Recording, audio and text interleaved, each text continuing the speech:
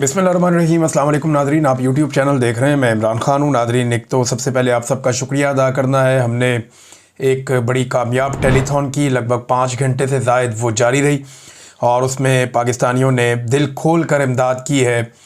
जो पाकिस्तानी इस वक्त फ़्लड्स के अंदर मुतासिर हैं, जो सैलाब मुतासरीन हैं, उनके लिए। और आप आने वाले दिनों में देखेंगे इंशाअल्लाह कि ये इमदाद किस तरीके से पहुंचाई जाएगी सैलाब मुतासरीन के लिए। अभी ये सिलसिला जारी है और साथ साथ ये चीज़ें हम आपके साथ शेयर करते रहेंगे।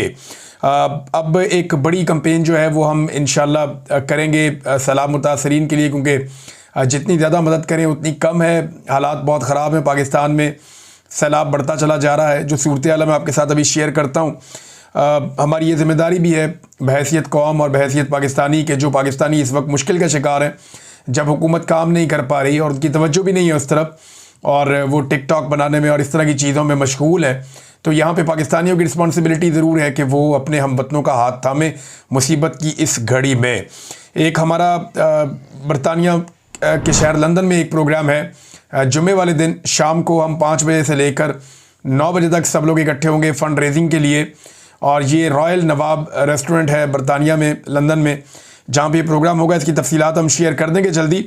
अब ज़रा आ जाएँ फ्लड्स की तरफ। मुल्तान में नाज़रीन रात के सूरत हाल बहुत ख़राब थी। इंतज़ामिया ने फ़ैसला किया कि शेर शाह जो बंद है उसको तोड़ दिया जाएगा, और उसकी वजह यह है कि मुल्तान का जो कंटोनमेंट का इलाका है, कैंट का, उसको बचाना और दीगर कुछ इलाके हैं उनको बचाने के लिए और एयरपोर्ट को बचाने के लिए ज़रूरी था कि जो शहर को या इन एरियाज़ को महफूज रखने के लिए जो बंद है शेर शाह का बंद, उसमें शगाफ डाला जाए। और फिर उसका बाद में ऐलान किए गए, जगह जगह पे ऐलानात हो रहे थे कि लोग महफूज मकामात पे मुंतकिल हो जाएं, फौरी तौर पे इनखला करें और ये जो एरिया है ये खाली कर दें और यहाँ से महफूज जगह पे चले जाएं। महफूज जगह कौन सी है?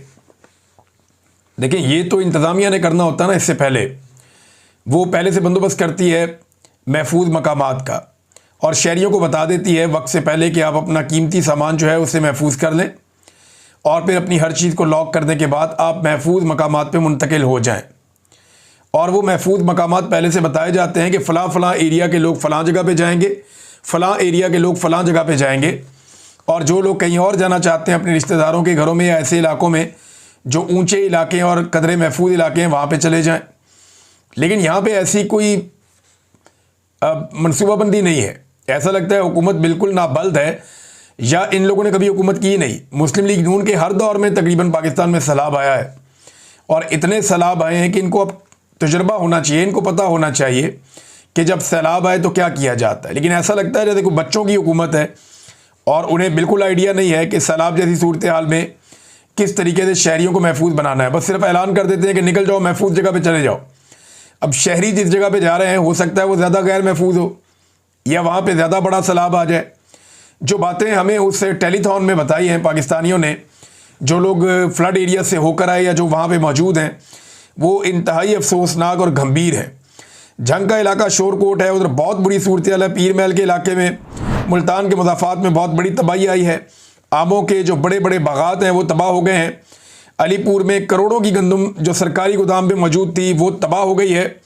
लगातार तबाही हो रही है। 18 लाख एकड़ ज़मीन पर फसलें अब तक तबाह हो चुकी हैं, जो आदादो शुमार बताए जा रहे हैं। पाकिस्तान में बहुत बड़ी तबाही आई है और भारत में भी बहुत बड़ी तबाही आई। भारत में जिन इलाकों में सैलाब आया ना, इन इलाकों में भारत का 80% चावल पैदा होता है, और पाकिस्तान में जिन इलाकों में सैलाब आया, इन इलाकों में पाकिस्तान का लगभग 90% जो बासमती चावल है वो पैदा होता है। तो बासमती चावल की बहुत ज़्यादा प्राइस बढ़ने की तवक्को है और इंटरनेशनली इसको एक्सपोर्ट भी किया जाता है। तो अब जो चावल की फसल आ रही है, देखे ना, 1 महीना रह गया था। अभी ये सितंबर के आखिर में चावलों की कटाई का सीज़न था और ये फसल किसानों ने हासिल कर दी थी। सारी मेहनत का उनको फल मिलना था, लेकिन बदकिस्मती से इस सैलाब के बाद किसान अपनी इस फसल से महरूम हो गए हैं। सारी फसल डूबकर तबाह हो गई है। हालात बहुत ख़राब हैं। और इसमें जो अब तक की इतला है उसमें जलालपुर पीरवाला का इलाका जो है वो बहुत बुरी तरह मुतासर है, और जो स्पेशली जनूबी पंजाब के एरियाज़ हैं वहाँ पे जिस तरह के हालात हैं, वहाँ के लोग शिकवा कर रहे हैं कि हमारे बारे में बात नहीं की जा रही, हमारे बारे में बताया नहीं जा रहा कि हम कितनी बड़ी तबाही से दो चार हो रहे हैं। जो फलाई तंजीमें काम कर रही हैं, जो हमारे साथ कोऑर्डिनेशन में, राब्ते में हैं, वो उन सब ने अपने मेन जो दफातर हैं या जो मेन लोग उनके काम करने वाले हैं, उन सबको फौरी तौर पे जनूबी पंजाब में रिपोर्ट करने का कहा है कि फौरी तौर पे वहाँ जाएं और जाकर संभालें वहाँ के लोगों को और उनकी हिफाजत करें, उनको रेस्क्यू करें, उनको रिलीफ का काम करें, उनके खाने पीने का बंदोबस्त करें, क्योंकि वहाँ बहुत बड़ी तबाही आई है। इसके अलावा हुकूमत पाकिस्तान ने एक फ़ैसला किया नाज़रीन इस वक्त, अब ये फ़ैसला हुकूमत ने किया या उन्हें करना पड़ गया, ये फैसला किया कि सैलाब से मुतासरा इलाकों की बहाली के लिए इमदाद ना लेने का फ़ैसला किया है हुकूमत ने। यानी वफाकी हुकूमत ने फैसला किया कि सैलाब से मुतासरा इलाकों की तामीर नौ के लिए और उनकी बहाली के लिए बैरूनी इमदाद ना लेने का फ़ैसला कर लिया। और अब वो कह रहे हैं जी हम देख रहे हैं कि हमारे कितने नुकसानात हुए हैं और इसका अंदाज़ा किया जा रहा है, अपने वसाइल से हम तामीर नौ करेंगे और इसके लिए बैरूनी इमदाद नहीं ली जाएगी। देखिए, ये आपने कहानी सुनी होगी जिसमें एक लुमड़ी थी। लुमड़ी को अंगूर का एक गुच्छा नज़र आता है, बड़ा मीठा, और दिखने में ऐसा लगता है कि पका हुआ है, बहुत अच्छा है। तो लुमड़ी एक छलांग मारती है उसे पकड़ने के लिए, वो नहीं पकड़ा जाता, फिर मारती है, फिर नहीं पकड़ा जाता। लोमड़ी काफ़ी देर कोशिश करती है उस गुच्छे को तोड़ ले, किसी तरह उसमें से कुछ अंगूर खा ले। जब वो गुच्छा नहीं तोड़ पाती, उसे नहीं खा पाती, तो फिर वो वहाँ से चल देती है और जाते हुए वो गुच्छे को मुड़ कर देखती है और कहती है कि अंगूर खट्टे हैं, कि मुझे नहीं मिले ना तो खट्टे ही हैं। ज़हन बना लिया उसने। तो पाकिस्तान को अब इस बात का आइडिया है कि बैरूनी इमदाद बहुत मुश्किल है इस मरतबा। रीज़न ये है कि 2022 के सैलाब में जब काफ़ी तबाही आई तो पाकिस्तान ने 11 अरब डॉलर्स प्लज हुए थे पाकिस्तान के। ये वादा किया गया था मुमालिक की जानिब से कि 11 अरब डॉलर्स पाकिस्तान को दिए जाएंगे, लेकिन उसके लिए पाकिस्तान को मंसूबे देने थे, उसके लिए पाकिस्तान को बताना था कि ये चीज़ें हम बना रहे हैं और ये बन रही हैं, इसके लिए आप पैसे जारी करें। पाकिस्तान की हुकूमत नालायक, नकम्मी, नकट्टू, टके का काम उन्होंने नहीं किया। हुकूमत की और इस्टेब्लिशमेंट की सारी तवज्जो सैलाब मुतासरीन की बजाय पाकिस्तान तहरीक इंसाफ को ठोकने पर थी, 2024 का इलेक्शन चोरी करने पे थी, इमरान खान को जेल में डालने पर थी। लिहाजा सैलाब मुतासरीन को सारे भूल गए और वो प्रोजेक्ट भी सारे भूल गए। अब ये किस मुंह से जाके लोगों से इमदाद मांगे? तो इमदाद मांग तो सकते हैं लेकिन मिलनी नहीं है, तो फिर अंगूर खट्टे हैं, लिहाजा इमदाद लेने की बजाय खुद ही बनाएंगे। खुद कैसे बनाएंगे? एहसन इकबाल अपने मुंह से कह रहे हैं कि पाकिस्तान 30 साल पीछे चला गया है और ये एक बहाना है। अब ये सारा मलबा सैलाब के ऊपर डाल देंगे, हर मरतबा ये अपने किए कराए का मलबा किसी और के ऊपर डाल के साइड पे हो जाते हैं। पहले नाज़रीन इमरान खान साहब का स्टेटमेंट सुन लें जो उन्होंने जेल में कल अपनी बहन से मुलाकात के वक्त दिया। इंपॉर्टेंट है उनका पैगाम आप तक पहुँचाना, क्योंकि यही एक पैगाम पहुँचाने की सज़ा अलीमा खान भी काट रही हैं, उनकी फैमिली भी काट रही है, हम जो जर्नलिस्ट हैं हम लोग भी काट रहे हैं, जो लोग इमरान खान साहब का पैगाम अभी तक पहुँचा देते हैं। वरना पाकिस्तान का मीडिया तो ना ही दिखाता है ना सुनाता है। इमरान खान साहब कहते हैं कि मैं ला इलाहा इल्लल्लाह का मानने वाला हूँ। ये कलमा इंसान को हर किस्म के खौफ और ग़ुलामी से आज़ादी देता है। मेरी ज़िंदगी अल्लाह के हाथ में है, आसिम मुनीर के हाथ में नहीं है। हमारा ईमान ही हमारी हकीकी आज़ादी का ज़ामिन है, क्योंकि ये कलमा इंसान को खौफ की ज़ंजीरें तोड़ने की क़ुव्वत फ़राहम करता है। मुझे तोड़ने की कोशिश में मुझे मुसलसल कैद तन्हाई में रखा जा रहा है। 1 साल से मेरे ज़ाती डॉक्टर को मुआयने की इजाज़त नहीं दी गई। कई हफ्ते तक अखबारात और टीवी बंद कर दिए जाते हैं। फैमिली मेम्बरान और वकला तक को मिलने से रोका जाता है। 1.5 साल से सियासी रफ़क़ा से मुलाकात नहीं होने दी गई। आसिम मुनीर के लिए मेरा पैगाम है कि मुझ पर दबाव बढ़ाने के लिए चाहे मेरे ख़ानदान में से जिस मर्ज़ी को कैद में डाल दो, मैं ना झुकूँगा ना इस जुल्म को कबूल करूँगा। मैं अपनी हकीकी आज़ादी की जद्दोजहद हर हाल में जारी रखूँगा। आसिम मुनीर अफ़गानिस्तान की मौजूदा हुकूमत की मुखालिफ लॉबी को खुश करने की कोशिश में कम अकली का मुज़ाहरा करते हुए हमारे दौर में ख़ित्ते में कायम होने वाले अमन को तबाह कर रहा है। जहां हमारे बेहतरीन ताल्लुकात होने चाहिए वहां जानबूझकर हालात ख़राब किए जा रहे हैं। मेरा दिल इस पर भी बहुत रंजीदा है कि हमने कई दहाइयों की मेहमान नवाजी के बावजूद मौजूदा दौर में अपने अफ़गान भाइयों को धक्के देकर मुल्क से बाहर निकाला है। हालांकि वहाँ ज़लज़ला भी आया है और हमें उनकी मदद करनी चाहिए। अली अमीन को खुसूसी हदायत करता हूँ कि अफ़गानिस्तान जाएँ और उनके साथ जाकर बैठें और बामी मसाइल और अमन व अमान के हवाले से बात करें ताकि हालात को मज़ीद बिगाड़ से बचाया जा सके। जाली वफाकी हुकूमत को इस बात का जवाब देना चाहिए। मरियम नवाज़ जापान और थाईलैंड जा सकती है तो खैबर पख्तूनख्वा का वज़ीर आला अपने सूबे में अमन के लिए अफ़गानिस्तान क्यों नहीं जा सकता? खैबर पख्तूनख्वा में अपने ही लोगों के खिलाफ मिलिट्री ऑपरेशन, ड्रोन हमलों और इलाकों से बेदखली करने का अमल दरअसल तहरीके इंसाफ की अवामी मैंडेट से बनने वाली हुकूमत को गैर मकबूल करने के लिए किया जा रहा है। अली अमीन गंडापुर को इस ऑपरेशन के खिलाफ भरपूर मुज़ामत करनी चाहिए। सूबे की आवाम पहले ही सैलाब से तबाह हाल है। अगर वहाँ ड्रोन हमले और ऑपरेशन ना रुका तो ये बहुत बड़ी ज़्यादती होगी। हमारे कितने पुलिस एहलकार भी जामे शहादत नोश कर चुके हैं।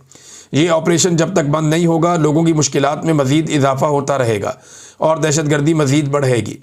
इस वक्त पूरा मुल्क सैलाब में डूबा हुआ है। पंजाब और खैबर पख्तूनख्वा के सैलाब की वजह से लोगों का बहुत नुकसान हुआ है। पूरी कौम को यकजा होकर इस सूरत हाल का मुकाबला करना होगा। मैं अगर जेल से बाहर होता तो ज़रूर फ़ंड रेजिंग और टेलीथॉन करता, मगर अब अपनी कौम से कहता हूँ कि वो बढ़ चढ़ कर और दिल खोर कर रिलीफ के कामों और सैलाब की इमदाद में हिस्सा लें। बलूचिस्तान में सियासी जलसे पर होने वाले हमले के ख़िलाफ़ एहतजाज में पूरी तहरीके इंसाफ को शिरकत करनी चाहिए। ये जी इमरान खान साहब का स्टेटमेंट 8 सितंबर का। आसिम मुनीर साहब के लिए बड़ा भारी स्टेटमेंट। उन्होंने आसिम मुनीर साहब के ऊपर संगीन चीज़ें जो हैं वो दोबारा से उनकी तरफ थ्रो की हैं। उन्होंने बताया कि इनकी पॉलिसी गलत है। ये अफ़गानिस्तान के मुखालिफिन को खुश करने के लिए कामकली का मुजाहरा करते हुए जो ख़ित्ते में कायम होने वाला अमन है उसको तबाह कर रहे हैं। ये आसिम मुनीर के बारे में इमरान खान ने कहा और आसिम मुनीर को चैलेंज किया कि चाहे मेरे ख़ानदान में जिसको मर्ज़ी जेल में डालो, मैं तुम्हारे सामने नहीं झुकूँगा, इस जुल्म को कबूल नहीं करूँगा, मैं अपनी हकीकी आज़ादी की जद्दोजहद जारी रखूँगा। तो ये है नाज़रीन इमरान खान और खुला चैलेंज उनका आसिम मुनीर को। अब आ जाए, एक वाक़या होता है जेल के बाहर और रुला पड़ जाता है। उसमें एक सहाफ़ी, उसके ऊपर तशद्दुद किया गया, एक और सहाफ़ी है, उसको धक्का लगा, वो गिर गए। ये वाक़या क्या है जो इस तरह रिपोर्ट हुआ और बहुत सारे लोग उस पर एहतजाज भी कर रहे हैं। देखिए, अलीमा खानम को मुश्किलात का सामना है जेल के बाहर। कभी उनके ऊपर अंडा फेंक दिया जाता है, कभी उनके ऊपर बहुत अजीबोगरीब सवालात की बौछार कर दी जाती है। वो बात करना चाहती है, उन्हें बोलने नहीं दिया जाता। कैमरे उनके मुंह के ऊपर फिट करके उनके साथ साथ सहाफ़ी भागना शुरू कर देते हैं। नॉर्मली वो सहाफ़ी हैं जो अदालतों को कवर करते हैं या जो डिफेंस को कवर करते हैं, ये वो लोग हैं। और इनके बारे में ये तासुर आम है कि ये जो सहाफ़ी है इनके ताल्लुकात पीटीआई के साथ अच्छे नहीं और बाकी पॉलिटिकल पार्टीज़ के साथ बहुत अच्छे हैं। और ऐसा दिखाई देता है, या वहाँ मौजूद सोशल मीडिया के लोग भी ये बताते हैं कि ये जो जर्नलिस्ट हैं ये शायद बायस्ड हैं और ये एक प्लानिंग के तहत पाकिस्तान तहरीक इंसाफ की जो क़यादत है उसे निशाना बनाते हैं। अब अलीमा खान तो पीटीआई का ताल्लुक नहीं है, वो ना क़यादत है पीटीआई की, लेकिन इमरान खान की बहन है। अब मरे हुए को क्या मारना। देखिए, सवाल ये पैदा होता है कि क्या जिस नौइयत के सवालात इमरान खान से किए जा रहे हैं या जिस नौइयत के सवालात इमरान खान की बहनों से किए जा रहे हैं, ऐसे सवालात कोई मरीम नवाज़ से, बिलावल से कर सकता है? तो साफ जवाब है कि नहीं। क्या ऐसे सवालात नवाज़ शरीफ और जरदारी से हो सकते हैं? तो साफ जवाब है कि नहीं। फजल रहमान से हो सकते हैं? तो साफ जवाब है कि नहीं। ये एक तरह की हरासमेंट है जो की जा रही है अडियाला जेल के बाहर, और ऐसा लगता है कि प्लानिंग के साथ हो रही है, क्योंकि ज़ुबैर अली खान साहब ने एक दिन पहले पूरी कहानी सुना दी थी कि कल के दिन ये होगा, और फिर हमने देखा वो हुआ भी। लेकिन पाकिस्तान तहरीक इंसाफ को तहम्मुल का मुजाहरा करना चाहिए था। तशद्दुद जो है या धक्का पेल जो है वो किसी चीज़ का जवाब नहीं होता। मेरे ख्याल में अगर कोई भी अपने आप को एक्सपोज करता है तो आपको ज़ुबान से और तरीके से उसका जवाब देना चाहिए, लॉजिक के साथ, और आपको वापस उसे एक्सपोज करना चाहिए, बजाय इसके कि अटैक करना या उसको धक्का देना या कोई ऐसी चीज़ करना। ये नामुनासिब है। लेकिन दूसरी जानिब से भी बहुत ही अजीब काम हुआ। FIR करवा दी कि जनाब असले के तौर पे ये किया गया, असला लेकर आए और ये वो, और सारा झूठ का पलंदा अजीबोगरीब FIR काट दी गई। इस मुल्क में साबिक़ वज़ीर-ए-आज़म पे गोलियाँ चली, FIR नहीं हुई। अलीमा खानम को यहाँ अंडे मारे गए इसी जगह पे, FIR नहीं हुई। इस्लामाबाद में कत्लेआम हो गया, FIR नहीं हुई। और ये FIR आप देखें फटाफट हो गई, और इसमें असला भी डाल दिया। अब अडियाला के बाहर असला लेकर लोग पहुँचे हुए हैं, ये तो बात समझ आने में वाली नहीं है। फिर चोरी भी डल गई बीच में कि कोई चीज़ भी चोरी हो गई है शायद, और कोई तोड़ फोड़ भी हो गई है। सहाफ़ी जो वहाँ मौजूद थे उन्होंने बहुत सारी चीज़ें देखी हैं, रिपोर्ट भी की है। बहरहाल सहाफ़ी अगर एहतजाज करें तो उनका बनता है, वो एहतजाज कर भी सकते हैं, वो बाइकआउट करना चाहें तो कर भी सकते हैं। लेकिन देखें ना, बाइकआउट किस चीज़ का करेंगे? क्या वो अलीमा खानम की जो मीडिया टॉक है उसको दिखाते हैं वो टीवी पे? नहीं दिखाते। तो जब दिखाते ही नहीं तो बाइकआउट किस बात का करेंगे? क्या अखबारात में लिखा जाता है? नहीं लिखा जाता। भाई जब लिखा ही नहीं जाता तो बाइकआउट किस बात का करेंगे? भाई जब किसी चीज़ की कवरेज ही नहीं हो रही तो उस बात का बाइकआउट क्या होगा? आपके वहाँ आने या ना आने से फ़र्क तो नहीं पड़ेगा पीटीआई को। उन्हें तो फ़र्क इस बात से पड़ेगा कि उनकी कवरेज हो रही थी और वो रुक गई है। अगर तो उनकी कवरेज जारी रहे तो फिर तो कोई मसला नहीं है, डिजिटल मीडिया उनकी कवरेज करता है और डिजिटल मीडिया ने उनका बाइकआउट नहीं किया। अच्छा, बिलावल ने इसकी मजम्मत की वाकई की, और कुछ लोग ये कह रहे हैं कि जो जर्नलिस्ट ये काम कर रहे हैं हलीमा खानम को हरासा करने का या उनके ऊपर लगातार जो अटैक किया जा रहा है पे दर पे, उनका जो करीबी ताल्लुक है वो बिलावल से, और बिलावल से बड़ा उनका प्यार मोहब्बत और ये वो है उनका, बड़े मीठे मीठे सवालात वहाँ पे होते हैं मुबैना तौर पे। अब इसमें जो है बिलावल ने बड़ा सख्त मजम्मती बयान जारी कर दिया। बिलावल को मैं याद दिलाता हूँ कि नसरुल्लाह गडानी का कत्ल हुआ सिंध में और MNA खालिद लुंड का नाम आया था।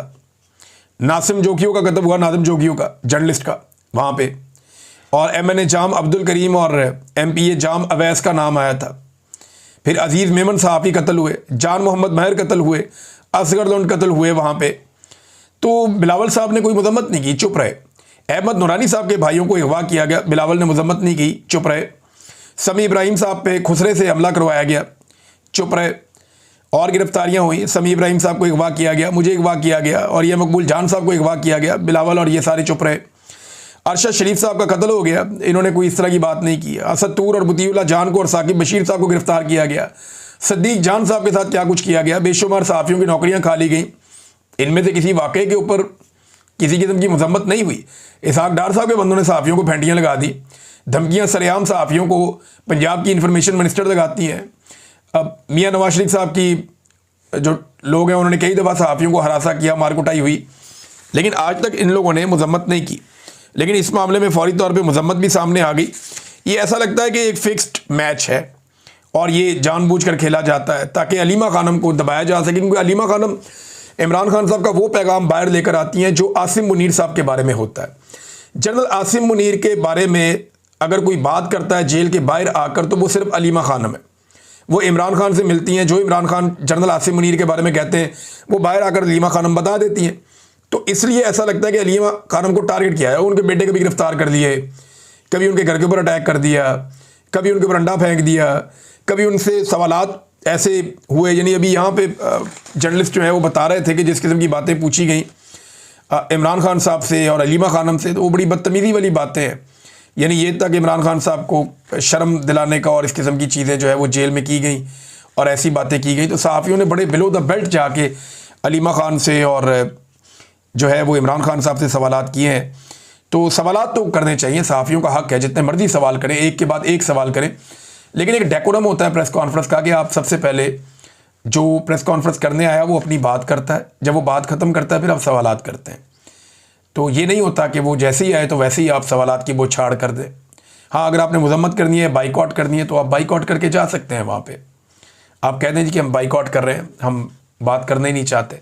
हमने बहुत दफ़ा एहतजाज किया है, मैंने ज़ाती तौर पे बहुत सारे एहतजाज किए हैं, प्रेस कॉन्फ्रेंस का बाइकआउट भी किया है, एहतजाज के और तरीके भी अपनाए हैं, लेकिन ये तरीक़ाकार मुझे लगा नामुनासिब है। अब पहले वो बात कर लें फिर आप उनके साथ बात करें, और अगर आपने नई कवरेज करनी तो आप पहले ही बाइकआउट कर दें। अब वैसे भी बाइकआउट करने का फ़ायदा क्या है, टीवी पे तो आप दिखा नहीं सकते इन लोगों को, इनकी बात आप सुनवा नहीं सकते, तो उनको बाइकआउट से फ़र्क ही कोई नहीं पड़ता, उनका तो वैसे ही एक कंटिन्यूस बाइकआउट चल रहा है। ये एक जो पैगाम है वो आलिया हमजा साहिबा ने भी जारी किया है। आलिया हमजा साहिबा का जो पैगाम है अडयाला जेल आने वाले पाकिस्तान तहरीक इंसाफ के कारकुनों और रहनुमाओं के लिए, वो ये कहती हैं कि कल अडयाला के बाहर या आज के दिन में अडयाला के बाहर जमा होने वाले तमाम साथियों से दरख्वास्त है कि मुकम्मल तौर पर पुरअमन रहें।